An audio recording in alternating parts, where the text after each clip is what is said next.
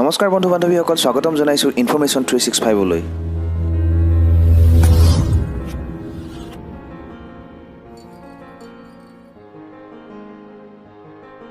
বন্ধু বান্ধৱীসকল, থাম্বনেইলটো দেখি চাগে আপোনালোকে বুজি পাইছেই যে আজিৰ ভিডিঅ'টোৰ বিষয়বস্তু কি হয়। আজি আমি লৈ অহা ভিডিঅ'টোৰ বিষয়বস্তু হৈছে মৌলিক অধিকাৰ। আমাৰ প্ৰত্যেকজন নাগৰিকৰেই, ভাৰতত বসবাস কৰা প্ৰত্যেকজন নাগৰিকৰেই কিছু মৌলিক অধিকাৰ আছে, যিবোৰ মৌলিক অধিকাৰ আমাৰ দেশৰ সংবিধানত লিপিবদ্ধ হৈ আছে। আমি আজি জানোচোন আহক আমাৰ মৌলিক অধিকাৰনো কি কি আৰু মৌলিক অধিকাৰসমূহ কেনেকৈ আহিল। ভাৰতৰ সংবিধান সভাই সংবিধান প্ৰস্তুত কৰাৰ সময়ত মৌলিক অধিকাৰৰ বাবে এখন উপ সমিতি গঠন কৰিছিল।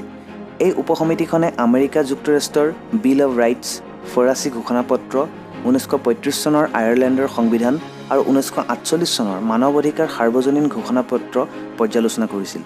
এই উপসমিতিখনৰ পৰামৰ্শতে আদালতৰ দ্বাৰা বিচাৰযোগ্য অধিকাৰসমূহক মৌলিক অধিকাৰ ৰূপে গণ্য কৰা হয়।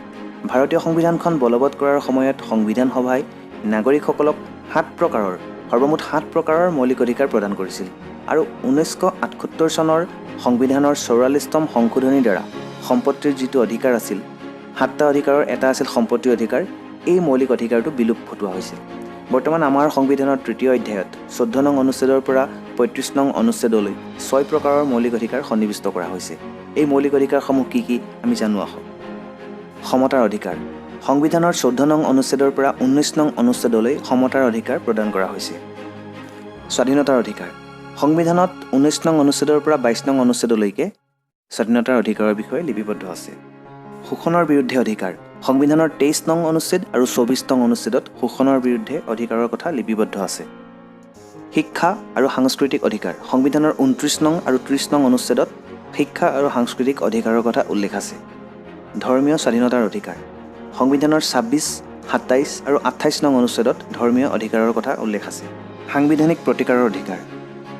সংবিধানৰ 32 নং অনুচ্ছেদৰ পৰা 35 নং অনুচ্ছেদলৈকে সাংবিধানিক প্ৰতিকাৰৰ অধিকাৰৰ কথা উল্লেখ আছে।